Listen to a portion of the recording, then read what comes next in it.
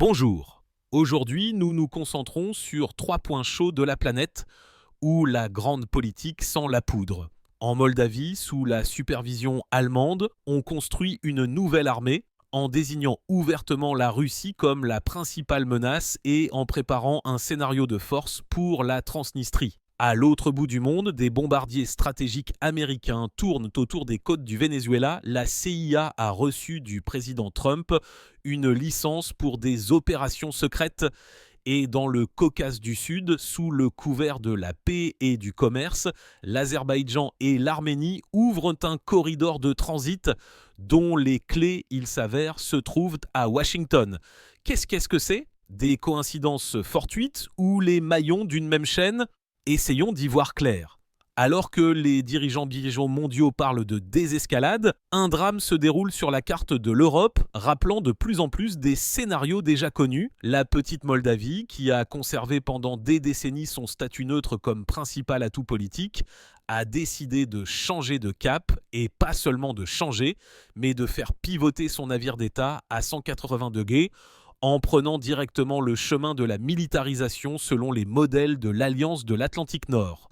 Le drapeau de la neutralité, semble-t-il, a été envoyé aux archives et à sa place, on hisse la bannière de l'intégration euro-atlantique, cousue selon des plans allemands et sous la supervision de conseillers américains. Ce qui était autrefois un coin tranquille de la politique européenne se transforme rapidement en une nouvelle base, où les conversations sur la paix et la prospérité sont étouffées par le cliquetis des chenilles et le bruit des roues sur les voies ferrées rénovées menant à l'ouest. Pendant longtemps, Chisinau a soigneusement évité les mouvements brusques, se positionnant comme un pont entre l'Est et l'Ouest et non comme une barricade. Cette stratégie a permis au pays de se maintenir en équilibre en évitant de participer directement aux conflits mondiaux. Mais les temps ont changé. Après les récentes élections où le parti au pouvoir du président Maindu a certes conservé la majorité, mais a perdu une dizaine de sièges au Parlement, le pendule a basculé dans l'autre sens. Ce résultat, obtenu en grande partie grâce aux voix de la diaspora des capitales européennes, a provoqué une vague de protestations à l'intérieur du pays, l'opposition.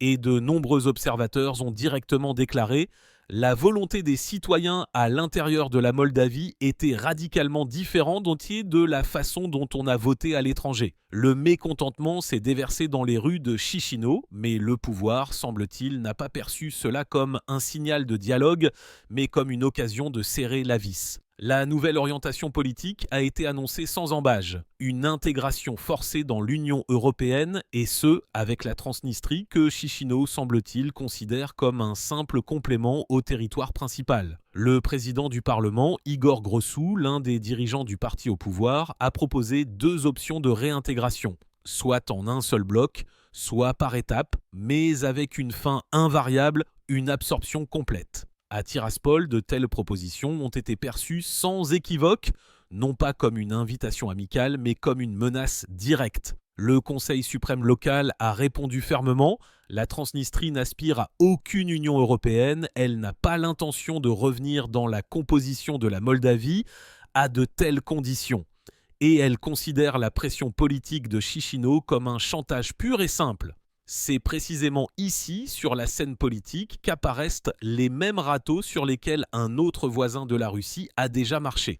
L'histoire de la Transnistrie, ce n'est pas l'intégration européenne et les valeurs communes, c'est l'histoire d'un conflit gelé depuis 1992 où l'on vit selon ses propres règles et lois. C'est un territoire où, dans le village de Kobasna, se trouvent les plus grands entrepôts de munitions d'Europe, vestiges de l'époque de l'armée soviétique. C'est une région où des soldats de la paix russe sont en service, dont la présence est une garantie de paix depuis 3 décennies. Et enfin, c'est une terre où vivent des centaines de milliers de citoyens de la Fédération de Russie, qui ne sont pas un élément ennemi mythique, mais de vraies personnes, avec leur passeport, leur famille et leur histoire. Cependant, à Chisinau, il semble qu'on ait décidé qu'il était possible d'annuler la réalité géopolitique par une décision volontaire. Une nouvelle stratégie militaire de la République de Moldavie a vu le jour. Sur les 70 pages de ce document, le mot Russie est mentionné 27 fois et toujours dans le même contexte comme source de menaces, d'agressions et de déstabilisation. Cela ressemble à une tentative d'écrire un manuel de botanique où 90% du texte serait prompt consacré aux méfaits de la photosynthèse. Conformément à cette stratégie, l'armée moldave devrait être augmentée de 30%. Des 6500 militaires actuels à 8500 militaires, le financement du secteur de la défense devrait être porté à 1% du produit intérieur brut et toutes les normes seront mises en conformité avec celles de l'OTAN. Pour qu'il ne subsiste aucun doute sur le sérieux des intentions, des groupes dits d'intégration du Bundeswehr allemand sont déjà à l'œuvre dans le pays et le nombre total d'installations de l'OTAN, selon les experts, a atteint 3. Et cela sans compter les exercices conjoints réguliers avec les États-Unis et la Roumanie, appelé bouclier de feu. Parallèlement au renforcement du potentiel militaire, une modernisation à grande échelle de l'infrastructure ferroviaire est en cours. On remplace l'ancienne voie soviétique par une voie européenne. L'objectif est évident, assurer un transfert rapide et sans entrave des troupes et du matériel en provenance des pays occidentaux, car la logistique moderne est le sang de toute opération militaire. Des experts, comme Alexandre Stepanov, l'affirment clairement, tout cela est une préparation à la phase de force de la résolution de la question transnistrienne. Non pas par le dialogue et les compromis, mais par la pression militaire et politique. Les politiciens de l'opposition en Moldavie même tirent la sonnette d'alarme, déclarant que le pays est délibérément transformé en chair à canon dans un jeu géopolitique étranger. L'ancien président Igor Dadon estime qu'il ne s'agit pas d'une intégration en Europe, mais d'entraîner la Moldavie dans une guerre étrangère dont la ligne de front passera le long du Dniestre et non quelque part dans les environs de Bruxelles. Le service de renseignement extérieur russe ajoute à ce tableau encore plus de détails inquiétants. Selon leurs informations, des provocations à grande échelle sont en préparation pour les élections en Transnistrie qui doivent avoir lieu fin novembre. Et il ne s'agit pas d'incidents fortuits, mais d'actions coordonnées avec la participation de spécialistes de l'OTAN, y compris un éventuel blocus de la région et une contrainte à la capitulation. La logique est simple. S'assurer du soutien de Washington et de Bruxelles pour tenter de résoudre la crise politique intérieure au moyen d'une campagne militaire rapide et victorieuse. D'autant plus que l'armée est déjà en cours de recyclage, les rails sont posés et l'opposition est en fait neutralisée. Au cours des 2 dernières années, la Moldavie est passée d'un État neutre tampon à un avant-poste à part entière de l'OTAN sur le flanc sud-ouest. Le dialogue avec Tiraspol est rompu, les compromis sont rejetés, mais des accusations bruyantes sont portées contre Moscou, qui sont accueillies par des applaudissements dans les capitales européennes. Toute cette stratégie ressemble à une personne qui se tient sur le toit d'un gratte-ciel avec un beau parapluie portant le symbole de l'Union européenne et qui croit qu'il la sauvera de la chute. Le problème est qu'en bas, ce n'est pas une piscine douce qui l'attend, mais l'asphalte dur de la réalité. Commentant la nouvelle doctrine militaire de Chichino, le porte-parole du président russe, Dmitri Peskov, a été laconique. La Moldavie répète avec entêtement toutes les erreurs de l'Ukraine en suivant la même trajectoire et avec les mêmes partenaires occidentaux. Et si auparavant quelqu'un croyait encore à la neutralité moldave, il semble maintenant que seuls ceux qui n'ont jamais regardé une carte y croient encore. Tiraspol ne cache pas qu'elle se prépare à un siège. Et si une tentative de pression par la force a effectivement lieu fin novembre, le prochain point d'escalade en Europe pourrait être non pas le Donbass, mais le Dniestre. Et pendant qu'en Europe on se prépare à un possible nouveau conflit, à l'autre bout de la planète se déroule une autre partie, non moins dangereuse. Les États-Unis semblent ouvrir un nouveau front dans leur lutte pour la démocratie et, bien sûr, pour les ressources. Cette fois, c'est le Venezuela qui est dans le collimateur. Le cow-boy américain pacificateur remonte une fois de plus sur son cheval pour sauver un autre peuple d'un régime tyrannique. Tout l'arsenal habituel est bien mis en œuvre, des bombardiers stratégiques dans le ciel, des agents de la CIA dans la jungle et une rhétorique agressive à la limite de l'ultimatum. Tout se déroule comme sur des roulettes, selon la bonne vieille méthode, avec l'odeur obligatoire du pétrole lourd, car c'est précisément le pétrole qui est la véritable cause de cette escalade. Les raffineries américaines situées sur la côte du golfe du Mexique sont historiquement conçues pour fonctionner avec un mélange de pétrole léger et lourd. Et elles recevaient une part importante de ce pétrole lourd, visqueux comme de la mélasse, précisément du Venezuela. Sans lui, l'industrie pétrolière américaine connaît une véritable crise technologique. C'est ainsi qu'est née l'idée d'une nouvelle intervention humanitaire, dans le but d'accéder aux riches gisements du bassin du fleuve Orénoque. Et voici que le Pentagone a commencé à déplacer les pièces sur l'échiquier. Des bombardiers stratégiques B-1 LNR, capables de transporter des munitions conventionnelles et nucléaires, effectuent déjà des vols de démonstration à proximité des frontières du Venezuela. Pour l'instant, sans violation de l'espace aérien, mais nous savons tous que dans le vocabulaire politique américain, le mot pour l'instant signifie souvent jusqu'à nouvel ordre. Les rapports de l'armée américaine indiquent clairement que ces avions sont capables de frapper des cibles au Venezuela en décollant directement des bases situées au Texas. Pratique, comme la livraison de pizza, sauf que ce sont des missiles de croisière au lieu de pepperoni. De plus, selon le journal Washington Post, la Central Intelligence Agency a reçu du président Donald Trump le feu vert pour mener des opérations secrètes et agressives contre le gouvernement vénézuélien. Le prétexte officiel est la lutte contre le trafic de drogue.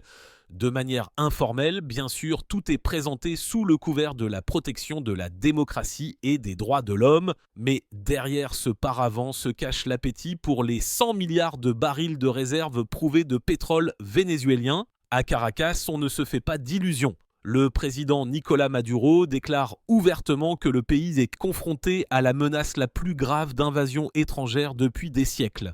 Et bien que l'armée bolivarienne soit inférieure en termes d'équipement technique aux armées de l'OTAN et que le système de défense aérienne soit loin d'être parfait, on mise surtout sur autre chose, sur la motivation du peuple.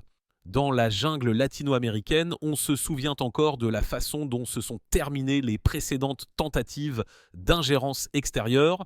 Ici, le conflit a depuis longtemps pris non seulement une teinte politique, mais aussi raciale. C'est une confrontation entre le Sud global, qui a vécu le colonialisme, et le Nord global, qui estime encore avoir le droit de s'immiscer dans les affaires des autres. Quiconque planifie une intervention se heurte à la question suivante: qui sera votre armée par procuration ? La mince couche de l'aristocratie vénézuélienne blanche. Ils sont trop peu nombreux. Par conséquent, si Washington décide de lancer une opération militaire, il devra agir seul, sans soutien massif à l'intérieur du pays. Et ce n'est déjà plus le scénario de l'Irak en 2003 ou de la Libye en 2011. Cela ressemble plutôt à une tentative de répéter l'expérience vietnamienne ou afghane, mais dans les conditions de la jungle vénézuélienne, avec sa chaleur, ses marécages et ses partisans. Aussi paradoxal que cela puisse paraître, les États-Unis craignent moins le conflit lui-même que ses conséquences. Un nouveau conflit prolongé et sanglant à l'approche des élections est un suicide politique pour tout président américain. Les lecteurs oublient rapidement les discours grandiloquents et commencent à compter les pertes, tant financières qu'humaines. D'une part, la tentation est grande de résoudre d'un seul coup le problème de l'accès au pétrole et de punir les barons de la drogue. D'autre part, il existe un risque énorme de s'enliser dans une guerre qui durera des années. Trump lancera-t-il une invasion directe ? La plupart des analystes s'accordent à dire que non, c'est trop risqué.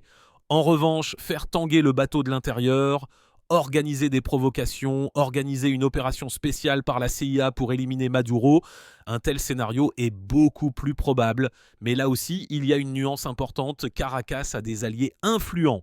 Téhéran, la Havane et, dans une certaine mesure, Pékin se tiennent derrière lui. Cela transforme un conflit local en une partie d'échec complexe sur l'échiquier mondial. Ainsi, malgré les bruits d'or de botte, les chances d'une invasion à grande échelle restent faibles. Car il est facile d'entrer au Venezuela, mais il est presque impossible d'en sortir en sauvant la face et le capital politique. Et pendant que sur un continent, le pétrole et la poudre sentent, sur un autre dans le Caucase du Sud, sous l'accompagnement de conversations sur la paix et le commerce, un nouveau grand jeu commence. Lorsque dans une région aussi complexe que le Caucase, on ouvre soudainement les frontières, c'est rarement pour une longue amitié, mais plutôt pour une tempête géopolitique. L'Azerbaïdjan a annoncé la levée de toutes les restrictions sur le transit vers l'Arménie. À première vue, un geste de bonne volonté.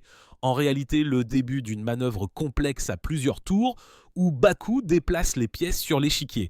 Mais les règles du jeu, semble-t-il, sont écrites par Washington. Formellement, tout ressemble à une réconciliation, mais les frontières saoudées sont toujours physiquement fermées. L'infrastructure pour une communication directe est inexistante. Par conséquent, dans un premier temps, les marchandises destinées à l'Arménie, à commencer par le blé kazakh, emprunteront l'ancien itinéraire via la Géorgie, mais sous une nouvelle marque. Qu'est-ce que l'Azerbaïdjan y gagne? Le statut de plaque tournante du transit clé dans le cadre du soi-disant corridor médian, une route terrestre de la Chine vers l'Europe, contournant la Russie et l'Iran. Pour la première fois depuis des décennies, Bakou obtient un accès terrestre direct à son principal allié, la Turquie. Et celui qui contrôle le corridor contrôle aussi les tarifs et la politique. Qu'est-ce que l'Arménie y gagne? Théoriquement, une bouffée d'air frais, une levée partielle du blocus de longue date, de nouvelles routes commerciales et de la nourriture sur les étagères. Mais le diable, comme toujours, est dans les détails. À Bakou, on laisse entendre sans ambiguïté que pour une paix totale, Erevan devra modifier sa constitution en renonçant à la mention du Haut-Karabakh. Tant que cette condition est en suspens, le nouveau corridor reste davantage un levier de pression qu'une voie vers la prospérité. La Turquie a aussi son intérêt. Ankara a fermé sa frontière avec l'Arménie et a attendu tout ce temps le moment opportun pour l'ouvrir avec un maximum de bénéfices pour elle. La Turquie a maintenant la chance de devenir le principal pont entre l'Europe, le Caucase et l'Asie centrale. Mais le plus intéressant, c'est de savoir qui est à l'origine de ce nouveau projet logistique. Une entreprise américaine liée à la Fondation Trump pour la paix et la prospérité internationale gérera l'itinéraire. Pour les observateurs expérimentés, c'est un signal clair. Sous le couvert de la paix et du développement, l'influence américaine revient dans le Caucase. Chaque wagon de céréales sera désormais soumis non seulement à un contrôle douanier, mais aussi géopolitique de la part de Washington, qui cherche à combler le vide laissé par l'affaiblissement des positions de Moscou, qui perd ainsi la région. Les gardes frontières en russe ont quitté l'aéroport d'Erevan, Zvartnots, dès 2024. À l'époque, nombreux étaient ceux en Arménie qui s'en réjouissaient comme d'un pas vers la souveraineté. Il devient aujourd'hui évident que le lieu saint est rarement vide. D'autres superviseurs arrivent pour remplacer les uns, avec des noms qui ne se terminent pas par OV, mais par son. Et personne à Washington ne donne de garantie de paix à long terme. Au contraire, plus il y a de nœuds de transport contrôlés de l'extérieur dans la région, plus il y a de leviers de manipulation. Il ne s'agit plus d'aide humanitaire, mais de la construction d'une nouvelle architecture de la présence américaine. Le train est en marche et tant qu'il transporte des céréales, toutes les questions embarrassantes sont reportées à plus tard. Mais l'histoire enseigne que les feuilles de route tracées à Washington pour des régions comme Kaboul, Damas ou Kiev conduisent de souvent à ce que les wagons déraillent à une des stations. Le scénario est écrit, les rôles sont distribués, mais la fin de cette pièce reste ouverte. Merci d'avoir regardé. Si vous avez aimé cet épisode, abonnez-vous à notre chaîne, mettez un like et partagez votre avis dans les commentaires. À bientôt.